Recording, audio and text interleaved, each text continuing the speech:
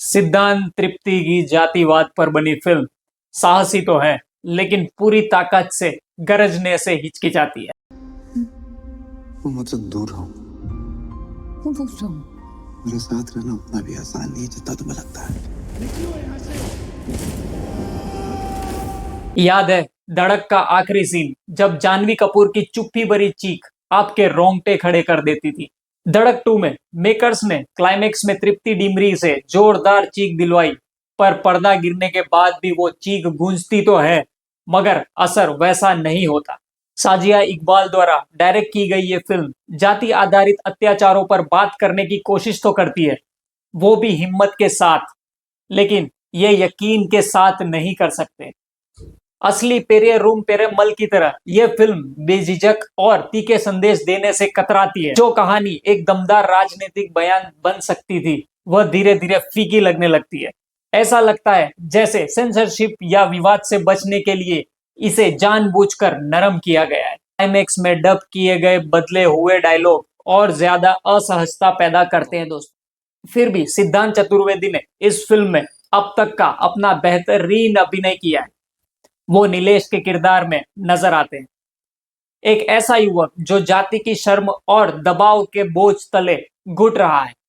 तृप्ति डिमरी लैला मजनू वाली अपनी रोमांटिक गहराई को एक बार फिर से जीती है और कई दृश्यों में सिद्धांत की तीव्रता को बराबर से टक्कर देती भी है।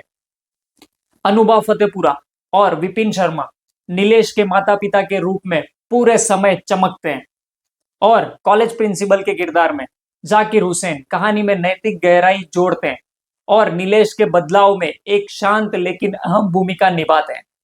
मंजरी पुपाला, साद बिलग्रामी, हरीश खन्ना, प्रियंका तिवारी और आदित्य ठाकरे ने भी दमदार अभिनय किया है। हसदेवा में खलनायक जैसी झलक है, डर का माहौल भी बनाते हैं, लेकिन वो कभी पूरी तरह डरावने नहीं बन पाते।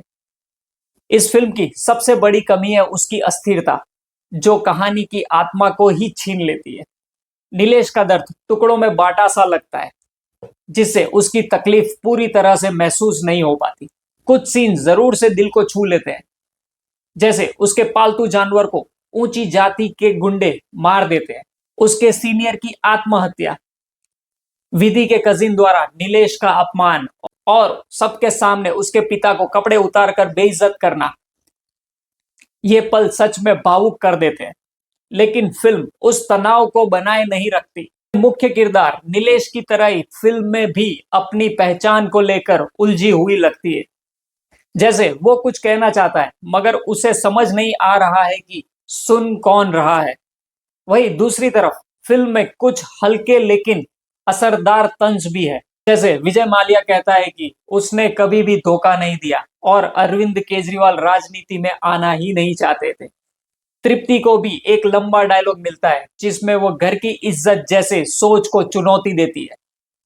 तृप्ति बताती है कि कैसे नूडल्स खाना या जीन्स पहनना एक लड़की को बदनाम नहीं करता और ना ही इसे परिवार की इज्जत पर कोई आंच आती है। फिल्म में कुछ भावुक डायलॉग भी है, जैसे इज्जत के लिए लड़ने की जरूरत पर और नीलेश के पिता का एक संवाद जो लिंग भेद की परिभाषा ही बदल देता है। साजिया इकबाल ने पूरे फिल्म में नीले रंग का बहुत सोच समझकर इस्तेमाल किया है, जो जय भीम आंदोलन का प्रतीक है। डॉक्टर भीमराव अंबेडकर, सावित्रीबाई फुले और ज्योतिराव फुले के चित्रों को भी सम्मानजनक जगह दी गई है।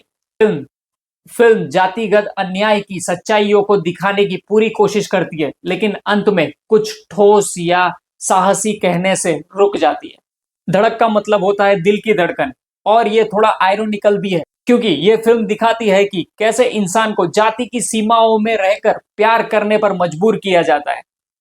सैराट जो आई 2016 में, धड़क जो आई 2018 में, पेरियोरम पेरामाल जो आई 2018 से लेकर धड़क 2 2025 तक समाज में ज्यादा बदलाव नहीं आया है, और यही सबसे ज्यादा परेशान करने वाली बात है। धर्मा प्रोडक्शन की इस नई फिल्म की बात है, ये आपको सोचने पर मजबूर तो करती है, लेकिन अंदर तक झकझोर नहीं पाती। धड़क 2 का इरादा नेक है और इसमें कलाकार का अभिनय भी शानदार है, लेकिन ये फिल्म उस हिम्मत और बेबाकी तक नहीं पहुंच पाती जिसकी इसमें पूरी क्षमता थी। दोस्तों, ये था धड़क 2 का रिव्यू। और ये जेन्युइन रिव्यू था दोस्तों। अगर आपको वीडियो पसंद आया है तो मेरी चैनल को सब्सक्राइब जरूर कर देना और लाइक जरूर से कर देना दोस्तों। तब तक के लिए जय हिंद।